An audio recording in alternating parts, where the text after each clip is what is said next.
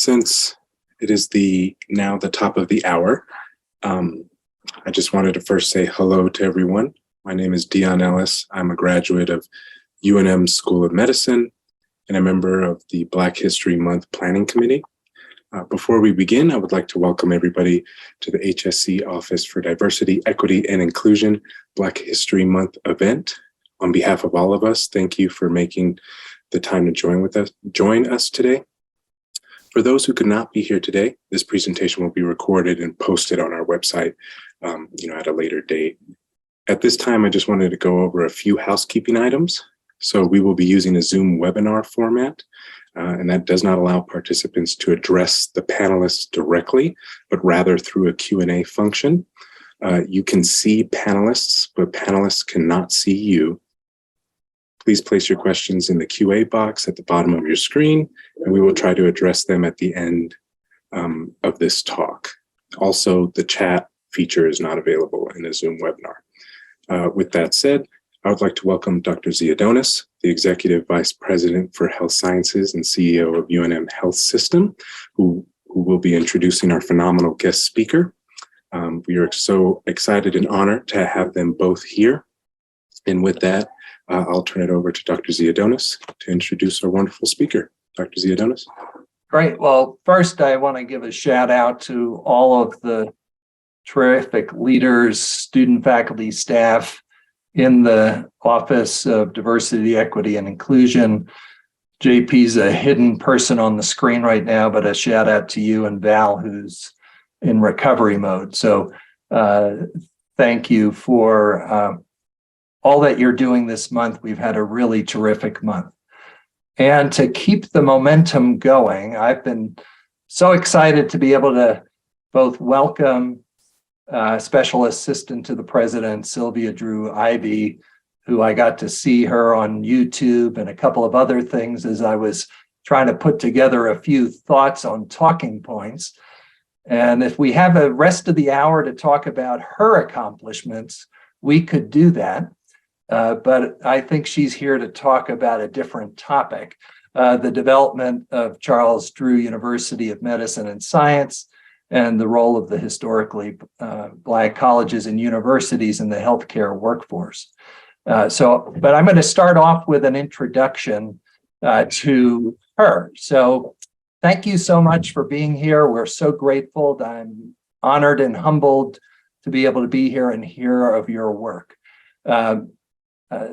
She is a mental health advocate, lawyer, activist who serves as the special assistant to president of Charles Drew University of Medicine and Research.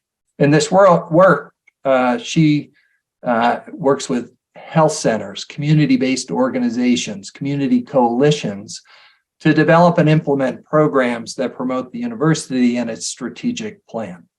She would fit in very well at UNM because that's what we're doing right now. And so we could probably learn from your wisdom on engaging the communities. But we have been all over New Mexico reaching out. In her career, she served as the executive director of the National Health Law Program, director of the Office of Civil Rights in the U.S. Department of Health and Human Services, and in a variety of staff leadership roles for LA County Board of Supervisors, including as the mental health deputy and numerous other roles. She was also the founder and project director of South Los Angeles Community Kitchens, which taught healthy cooking skills to youth, seniors, and patients with chronic diseases. She received her law degree from Howard University School of Law.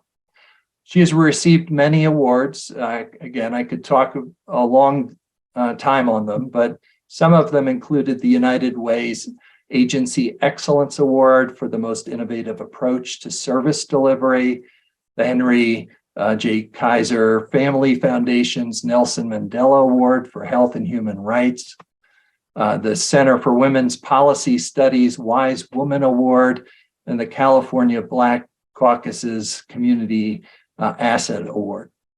I'm just going to share, I could talk more and more, but I'm going to focus now a little bit about her father, although we will hear from her more about it. But she's the youngest youngest daughter of Dr. Charles Richard Drew and Minnie Lenora Robbins Drew. Her father is world famous. Dr. Charles Drew was a renowned African-American physician and blood transfusion researcher. His scholarship laid the foundation for modern blood banking through the creation of novel blood collection and storage techniques, and many of his scientific practices are still used today. Prior to his discovery, blood could not be stored for more than 2 days because of the rapid breakdown of red blood cells. Dr. Drew's work helped lay the groundwork for modern medicine, enabling every hospital to have the ability to provide life-saving treatments that involve the use of blood plasma. His research made a tremendous impact across the United States, which we will see and learn more about today. About 36,000 units of blood are needed every day. About 13.6 million blood units are donated every year. About 6.8 million volunteers are blood donors every year. While I was reading up on our distinguished guest, I saw a Red Cross website on a story they did together, and it said, you know, if you ever see one of our Red Cross blood mobiles, you should be thanking our blood banking pioneer, Dr. Charles Drew. As the first medical director of the American Red Cross Blood Services, Dr. Drew expanded Red Cross blood banks across the country by creating mobile blood donation stations to help collect and transport donations more efficiently. We know in New Mexico, we have to have those outreach services to reach a state the size of California with the population of half of San Diego County. We have lots of rural areas that need support. Through Dr. Drew's advocacy, the U.S. changed its policies and began to allow African Americans to donate blood also. This laid the foundation for other minoritized groups to fight for the right to donate blood. This sad legacy continued with other groups such as Haitian immigrants, Central African immigrants, and LGBTQ identified individuals. Well, thank you, Special Assistant Drew, Ivie, for your being here. I'm so excited that you'll be at UNM and sharing with us, and looking forward to your presentation. Welcome. Thank you so much. My goodness. Thank you for that wonderful introduction.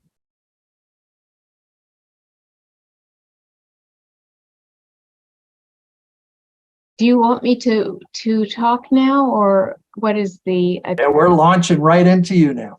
So, okay. All right. We don't want to miss another moment. Oh dear. Oh dear. Well, I won't be able to compare to that wonderful introduction, but I'm very happy to have a few moments to talk with you about my father's life and his contribution, and what we hope that we're continuing in his legacy at Charles R. Drew University of Medicine and Science. About my career, I would say none of us, there were 4 children in my family. I was the third down, 3 girls, and then finally a boy. And because the eldest was 10, BB, short for blood bank, because the nurses called her BB when he was working on the blood bank when she was born, which she always hated, by the way. But BB was 10 and Charlene was 9 and I was 6 and my brother was 4. So we were all very young, and we really had not had an opportunity because of our young ages to be led into careers in medicine. But I came along in the 60s, and I was imbued with the civil rights consciousness of that era. But because of my father's work, I tried to integrate civil rights and healthcare in my thinking and planning. And of course, there was discrimination in access to healthcare, the building of hospitals, the availability of clinics. And so I became a civil rights lawyer. I worked with the NAACP Legal Defense Fund for many years and worked with Black physicians in that context, along with other traditional civil rights issues like school desegregation, housing discrimination, and so forth. But I was struck by the nobility of the Black doctors and nurses working often in segregated institutions, trying to take care of their communities without the support of the community and without the support of the moneyed community. And I thought they were really quite heroic.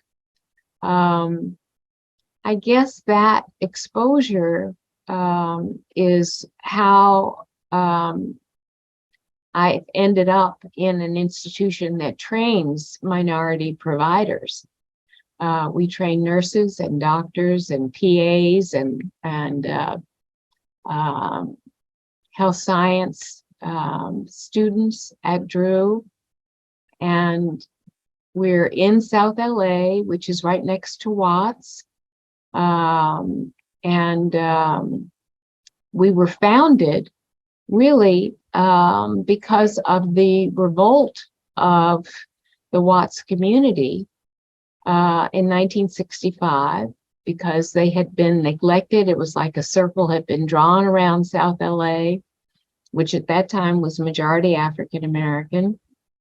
And they didn't have a hospital, and they didn't have schools, and they just didn't have what the rest of Los Angeles County and the rest of big cities had. And it was a large population. And so there was the Watts Revolt, which was the first of such revolts in inner cities across the nation. They led the nation in standing up and saying this is untenable. Among the results of that revolt was a decision to found a postgraduate medical school to serve for healthcare providers, to train healthcare providers who wanted to take care of people in the inner city. And that's how Charles R. Drew was founded. And of course, it's a great honor to our family that it bears his name. And that suggestion was made by the Black Medical Society at Drew at that time. The work of the students today is to address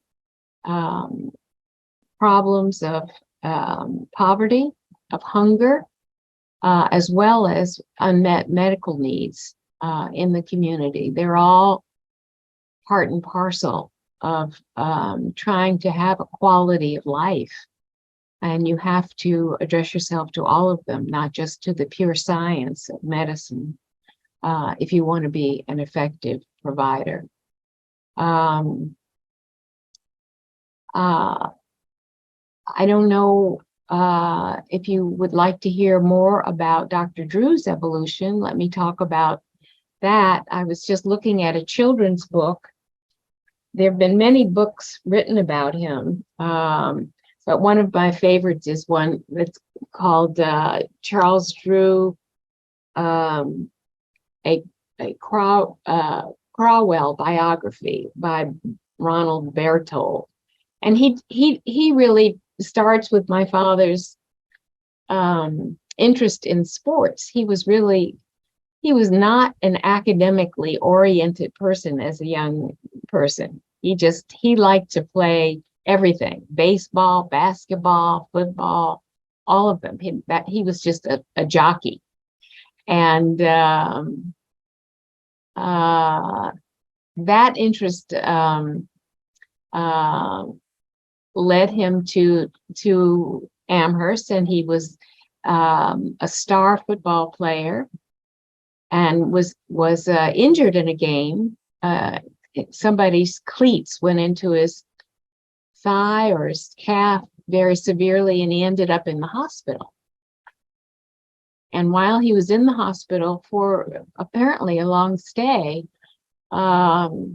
he decided that medicine would be a good way for him to go. That's where it came from. We didn't have any physicians in our family. We didn't have anybody urging him to go into medicine. He just made up his mind at that point that that was what he was going to pursue. So he got a scholarship to go to McGill in Canada. And he had a wonderful time there because Canada was less prejudiced than, academic institutions in the United States at that time. And he had a wonderful professor who was a mentor to him named John Beatty. Not too long after he left medical school and did a residency, World War II broke out. And during World War II, before the United States got into the war, the English leadership retreated from a battle. I've forgotten the name of the battle, but they retreated from the battle, and they, in haste, because they were being bombarded, and they left all of their equipment to distill and separate red and yellow blood plasma, the red blood cells from the yellow plasma. And so they were in panic, and they said, how can we get some more plasma for people being injured in the war? And this was before the US was in the war. And John Beatty, who had been my father's teacher at McGill, said, well, Charles Drew has been studying plasma preservation, drying it, separating it from the red, drying it, making it available. Call him. And so they called him and ordered up a huge quantity of dried plasma that can go into anybody's arm, regardless of blood type. The red has to be matched. And that was how he became really present on the world stage because of World War II. There were many, many people studying plasma. He was not the first person who ever studied plasma, but he was the first person who was called on to use what he was learning about plasma, how you separate it. He actually even invented a glass container that would help separate the red from the yellow without damaging the plasma cells. So that was how he got to that stage, and that was why the Red Cross, which was kind of a prejudicial organization, was forced to ask him to help. And they set up the plasma bank in New York City, and they said, don't collect from blacks, just collect from whites. And he said, I won't help you if you put that requirement on it. And so they said, okay, all right, well, collect from blacks and whites, but be sure to label it by race. So he gave instructions to the staff to collect it and label it, but mix it all up, because he said, I don't believe it's separation by race. So it was kind of a quiet protest against that prejudice. And it was very important and useful, because from that point, we developed plasma blood banks across the country, which were not just useful in the war, but useful for hospitals, for ambulances, it going, saving accident victims and so on. So his work, really, Dr. Beatty did him a great service by encouraging his interest in blood. I always think it was his way of addressing race discrimination, because everybody's blood is the same. Everybody's got red and yellow, everybody's got the same blood types.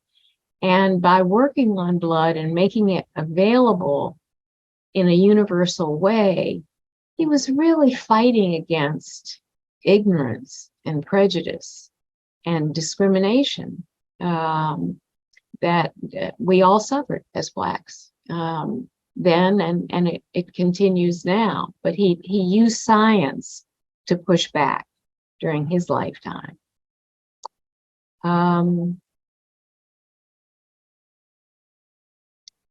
His passion, other than his passion for the research that he did in blood plasma, his passion was training Black surgeons. And it was his role at Freedman's Hospital, which was a hospital set up in Washington following the Civil War. It's the oldest public hospital in the United States for Blacks. And he set up a department of surgery. They didn't have one before he did it. And he selected his students very carefully, and he trained them. And he loved training the surgeons. They would go meet with him, and they'd come out of his office and they would say to the next person, go get your elixir, because he could just set them on fire to learn and to be excellent in what they were doing. He just loved it. It was sort of like being a coach. He had been a coach in college, like coaching his surgeons. Those surgeons that he trained became heads of surgery in hospitals all over the South. So that was his army. That was an army of trained Black physicians, surgeons. He was so proud of them. He really considered them family members, and they just loved him. It was just a very deep relationship. And I knew many of those people after his death, even though he died when I was just 6. They lived on, and they would reach out to me and let me know about him and let me know about what their relationship was. I worked also for one of his colleagues, Dr. Montague Cobb, who had been at Amherst with him. And Dr. Cobb, for many, many years, was the head of the National Medical Association Journal. And it was my job as a freshman in college to organize and file all of the historic NMA journals. So I learned about all the Black doctors and all the places they were and their histories. So the history of Black medicine is a very, very wonderful, rich field. And I'm so honored that my father's part of it and that he helped train those people who went out to serve underserved communities all over the South. I don't know whether I should stop there and take questions, or please let me know how you would like me to proceed. Yes, so this is wonderful. If you want to continue, obviously we're collecting questions in the Q&A box, and I'm happy to ask them if you want now, or if you would like to continue kind of discussing just, your father's legacy and maybe some personal memories you have together, as you. Well, I'll share. I don't have a lot of personal memories of him because, as I said, I was very young, but we lived in rental housing on Howard University campus. My father never owned his own home. he had a 1949 Ford that he was very, very proud of. I remember that. And in our backyard on the campus of Howard, we had a little garden, and he would appoint me as his helper in the garden. I like to dig in the dirt, and so it was my job to dig he would dig the hole, and he had a tray of little red geraniums, and it was my job to take the little plant and put it in and pull the dirt up. And so I was conscientious, and I pulled up the dirt and was ready for the next hole and the next geranium. And he said, well, no, we can't go on. And I said, well, why not? It's in the hole. I pulled up the dirt. What's the problem? And he said, you haven't done a good job. That little plant is not going to grow strong and healthy because you didn't do a good job packing the soil firmly around it so it could stay straight and reach for the sun. So I went back and packed as hard as I could. And then he said, good, now we're ready to go to the next flower. So I remember that example of trying to really focus on the thing that is in front of you to do before you move to the next problem that you're trying to solve or the next task that you're going to try to undertake. But it was very endearing that he thought it was important enough not to just do a slapshod job. You know, we were going to do a good job with each step. And I think that really typifies his approach to things. He tried to focus on the thing that was in front of him and do that well. And that's very hard for us to do. I think it may be harder today than it was in his time because we are always multitasking. Everybody has 29 different things that they're doing at all times. And so you reach around and pat yourself on the back because you did those 10 things today. But did you do those 10 things well? Did you pay attention to each of those things that you were trying to execute? And so excellence in your performance matters no matter what you're doing. I think that was the message. And I think that was the way he lived. And that's why his surgeons turned out so well. Because if they didn't do it well, he would tell them about it. He would tell them about it, and they appreciated it because it made them better surgeons. That's one memory I have. He was also very frugal because we didn't have any money with 4 children, and his salary at a public hospital was very small. And so he would often go in the icebox and take everything that was left over. And he said, we're having a delicious stew tonight for dinner. And it would just be made up of everything that was left over in the icebox, which I'm sure we all do. But he did it with such a flair, and we thought we were having something really wonderful to eat. It was a special stew just for us. So he just had a kind of joy in living and a joy in making do.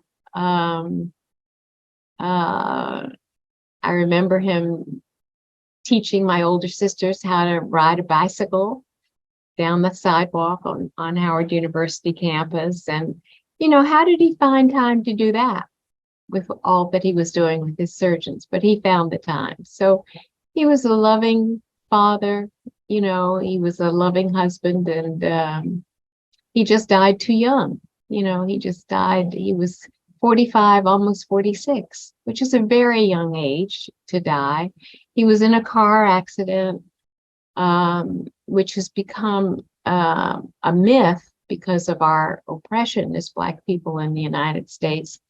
The story is that he was denied care and that's why he died, which is not true. And I hope everyone who's listening will correct that. He was in a car with 3 other physicians. They were going to a clinic in Tuskegee, Alabama, and it was late at night. He was driving, the other 3 were asleep, and I think he fell asleep, and the car veered into a ditch, and as he tried very hard to pull it out, and remember he was very strong, the car rolled over. It just rolled over 3 times. The other 3 were thrown out, but his foot was under the accelerator. And so he was left in the car and the car rolled over and crushed him. And he didn't die immediately. He was taken to a white hospital. He was taken to the basement of the hospital because that's where Blacks were served. But 3 physicians upstairs, white physicians, knew his name and rushed down to try to help him in the basement, but he was just too severely injured to survive. There was a Black soldier in Durham, North Carolina. At the same time this accident was happening in North Carolina, there was a soldier who went to a segregated hospital that had a quota, and he was one beyond the quota, and so they wouldn't let him in, and he died. So my family thinks that soldier story and my father's story may have been conflated, and that's why people think that he was denied care and died as a result of it, and that it's a very poignant tragedy because here he made such a big contribution to saving lives with plasma, with dried plasma during the war and after the war. So, so that's the story, the real story of his death. But it still was a very tragic death because he was so young and he had so much more that he wanted to do, to train more physicians and really to show the world who we are. I mean, he was so proud of being a Black man. He was so proud of the Black community, and he knew what we had. He knew how heroic Black people had been in all that they do, not just in medicine.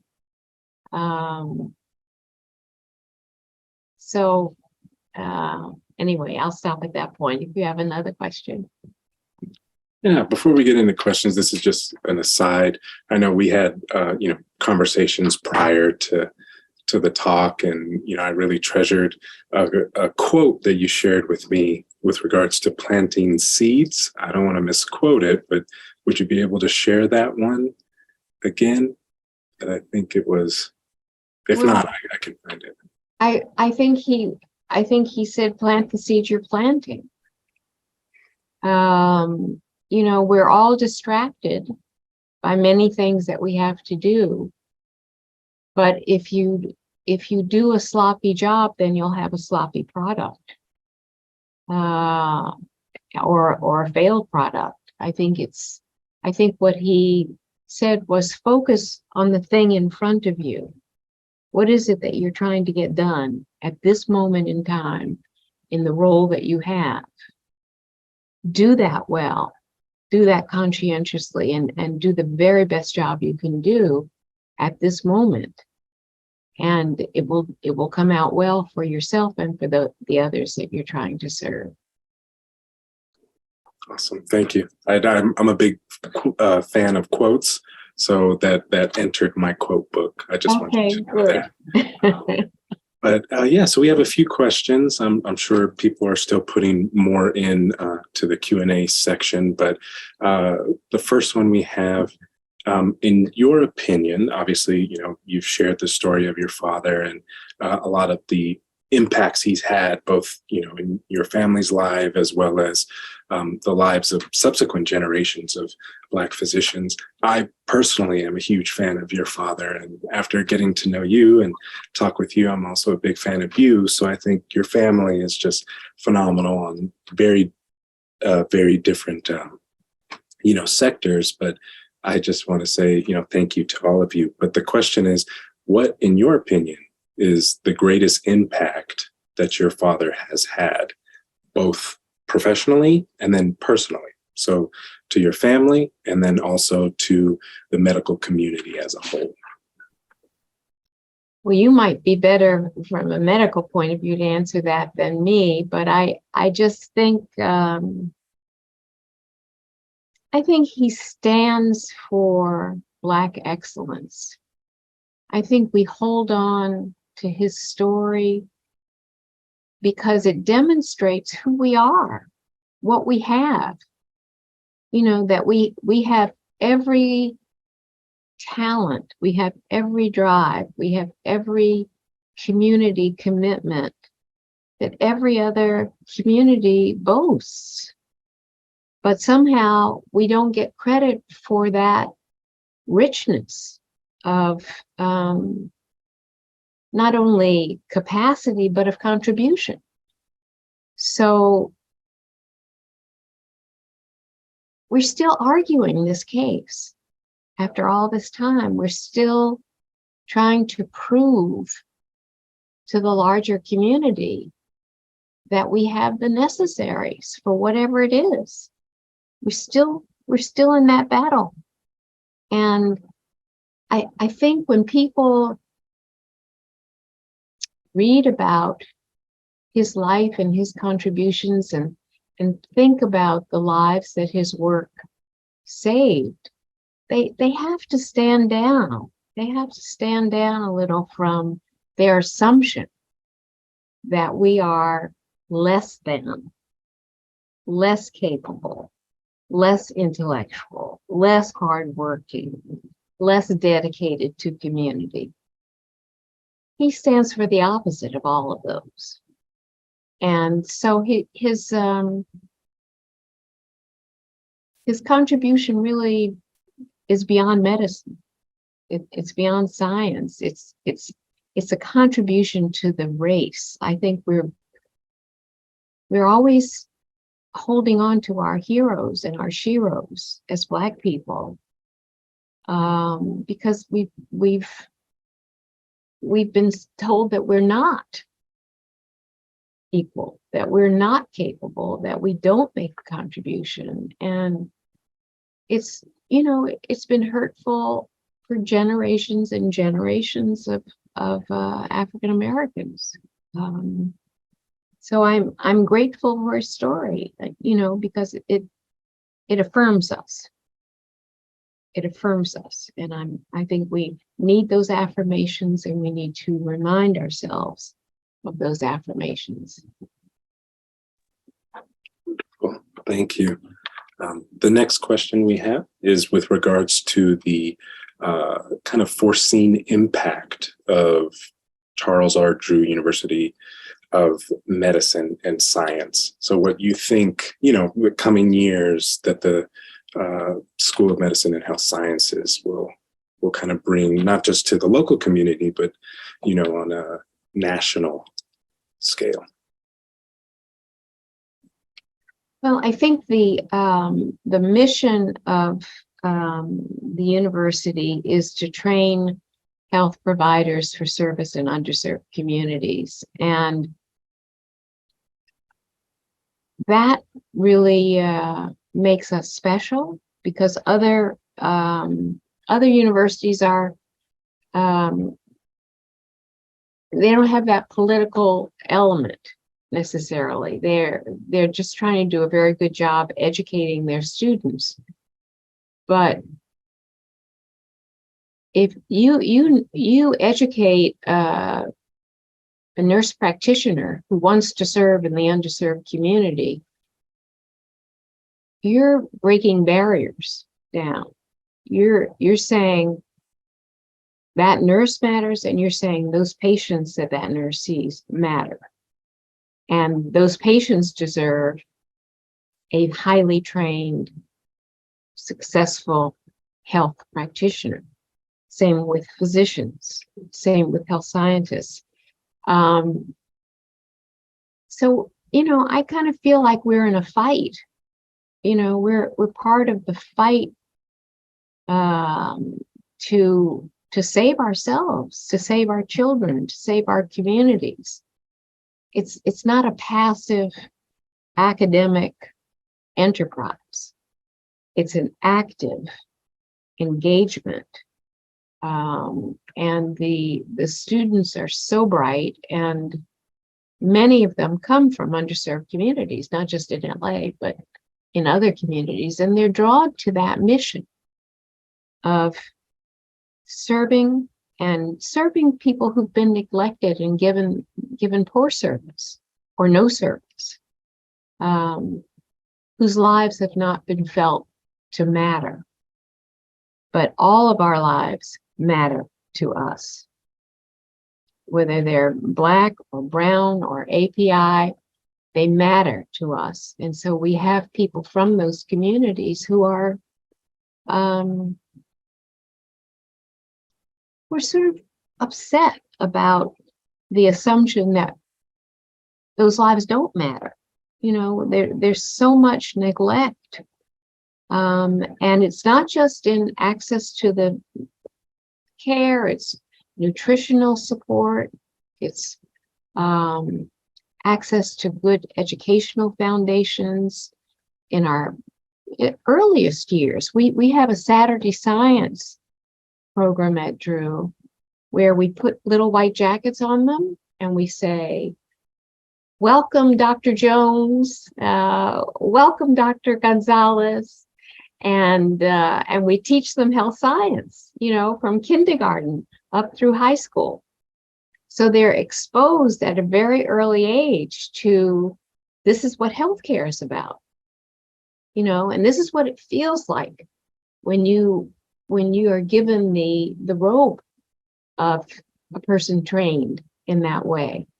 It's a very special group of people who are trained in health science. And so it sets them on the path of becoming a health person. And we need many, many more people in healthcare to take care of our communities.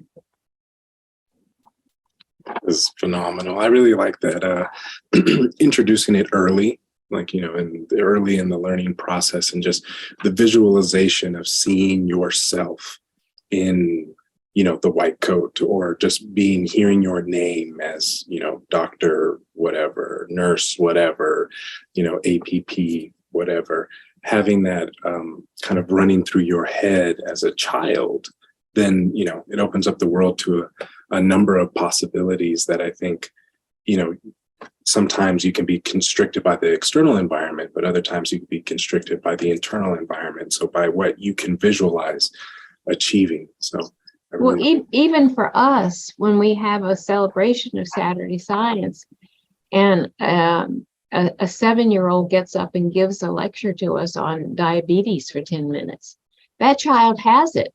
They know what it is, how it impacts you, why it's important in our community, and they do it with ownership.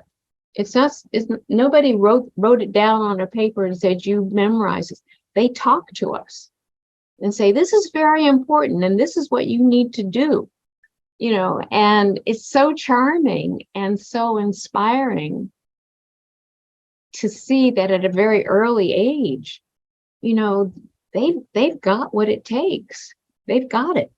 We just have to continue to nurture them and help them and guide them to go the distance. I wish we could have hundreds more students like that. We're small, but the model is really outstanding. We see how it works.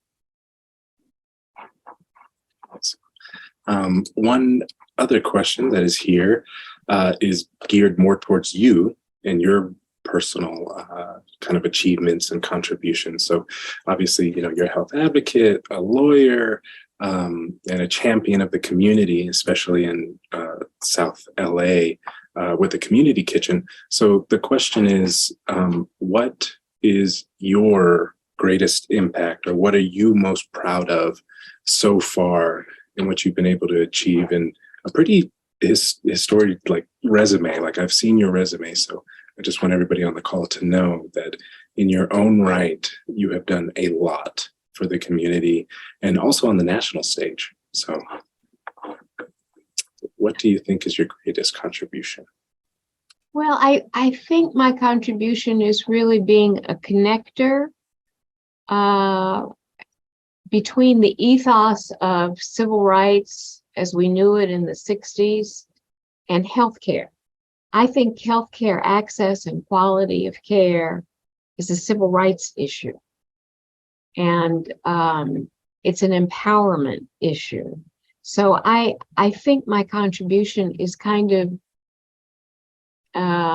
infusing that ethos of civil rights and the marchers and Andy Young and Jesse Jackson and all those people who I came along with into the domain of people have a right to quality health care. And, you know, a lot of times the conversation about healthcare, national health insurance, it gets very abstract and it gets very technical. And a lot of times the leadership is white.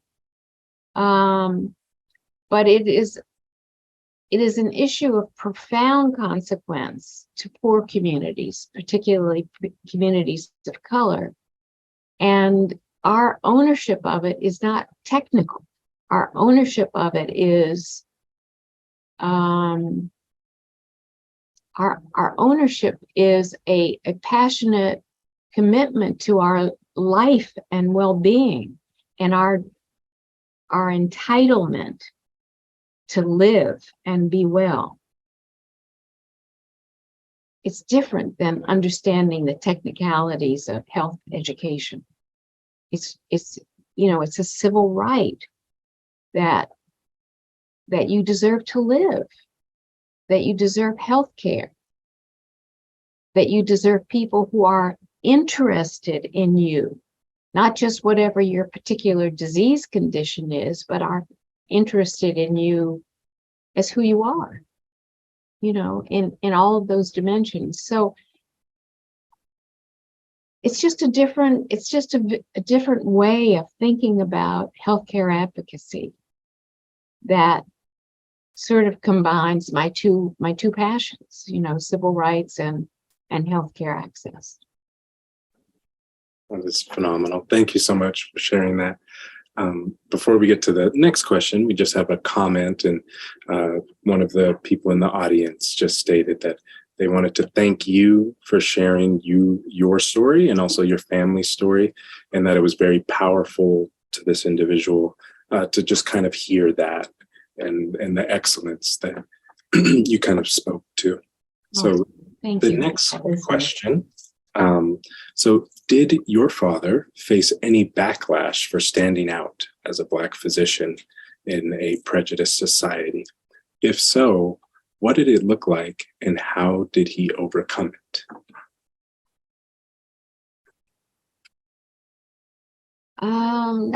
That's a hard question because according to my mother, his way was to move away from anything that was negative and to put all his energy into what was positive. So, you know, his colleague, Montague Cobb, who was his classmate at Amherst, Dr. Cobb, who I just, you know, really, really loved, was a like a freedom fighter for Blacks in healthcare. And he was editor of the National Medical Association Journal for many, many years. And he kind of waged, his own personal war against prejudice in healthcare access. I don't think that was my father's way. I think my father's way was train an army of people to provide the excellent care that we need. Show by doing and showing who we are, what we have to give, giving that care, working in places that other people don't want to work. So it's a different approach. It's doing and showing as opposed to thumping people, because Dr. Cobb liked to thump people. And I liked the idea of thumping people who were doing bad things. But I think if my father had lived, he would have tried to modulate that a little bit, to say, use some of that thumping energy into doing and showing, because there are vast frontiers in healthcare still waiting for us to discover and make contributions to improve the quality of life for everyone. And we can do it. We can do it if we intend to do it. Very, very impactful. Thank you. I want to open it up if anybody has any other questions, to put them in the Q&A. Give them a couple seconds.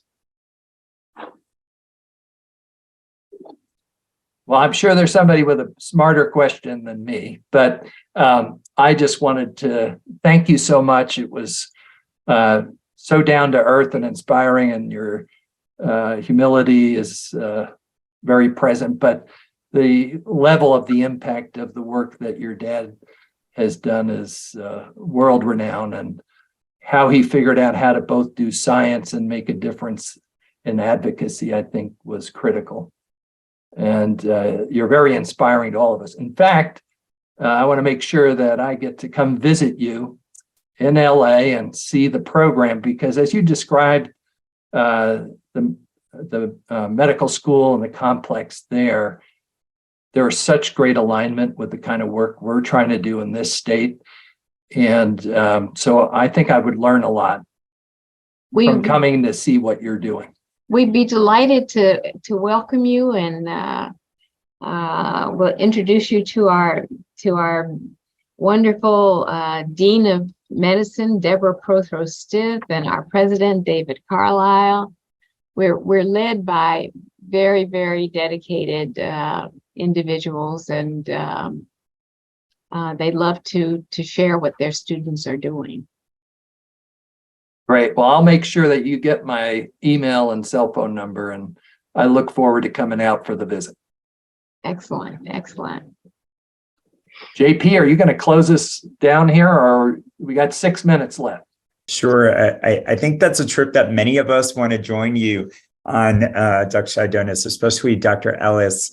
I just want to give special thanks to Dr. Ellis again for bringing us together with Mr. Ivie and truly inspirational words. And on behalf of the Office of Diversity, Equity, and Inclusion of the Health Sciences Center, I want to say thank you again for making this month truly incredible with your inspirational and heartfelt words.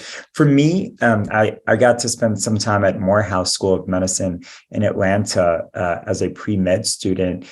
And I was just hoping you could touch upon, and you commented a lot on Howard, the presence of Howard University and medical school in your father's life and in your family's life. Could you maybe just share a couple of thoughts on the unique role that HBCUs play in developing the next generation of African-American, Black, and Hispanic students in this country? Oh, yes. Well, the HBCUs are heroic in identifying and training students who come from underserved communities and want to go back to underserved communities to share what they've learned and to improve the quality of life. We would not be where we are as a people without HBCUs. There's just no question about that. And we have many of them across the country. 3 or 4 are well known, but there are many more than that. And the solidarity between them is profound. We recognize one another, we support one another, we're grateful because each school is too small to do the job that needs to be done. We really have to spread out and lift together. And some of the most brilliant African-American teachers are found in HBCUs. Their writings, their publications, we're still hidden gems. We're still, after all this time, hidden gems. But the libraries at the HBCUs hold our treasures, our writings, our research, our findings, our leadership. The leadership of these universities is very excellent. So I grew up on the Howard campus. My sense of myself as being whole, as being valuable, came from being in that environment. Where, the look of us, the diversity of us, the humor, the talent. I mean, we had the most beautiful music. We had the most beautiful dancing. We had not just the scientists, but we had scientists in so many different fields, in physics, not just medicine, in chemistry. All these people who went through HBCUs making profound contributions, and we're still not recognized. We're still not recognized for what we're doing, but that's okay. I don't need anybody's recognition. I know who we are. I know what we're doing because I lived there and I saw it and I experienced it. And so I'm a big supporter of HBCUs, and I think we're doing that at Charles Drew University. I think we're continuing in that tradition, and I'm so proud of that, and I'm so happy to be part of it because I just think we're wonderful. I unashamedly say we're wonderful, and we have so much to give. And we just need the structures around us that affirm that. And that's what the HBCUs do. Wonderful. Well, as we're approaching the top of the next hour, I just wanted to take this opportunity to close us out. Thank you so much, Ms. Drew Ivie, for blessing us with, just personal stories about you and your father, as well as the inspirational words of just the direction we're all headed in the future. So thank you so much. You are a light in our community, and I really appreciate you and your father's contributions. Thank you very, very much for having me and for the warmth of your reception. I appreciate it, and I wish you all a good day and continued celebration of our lives and contributions.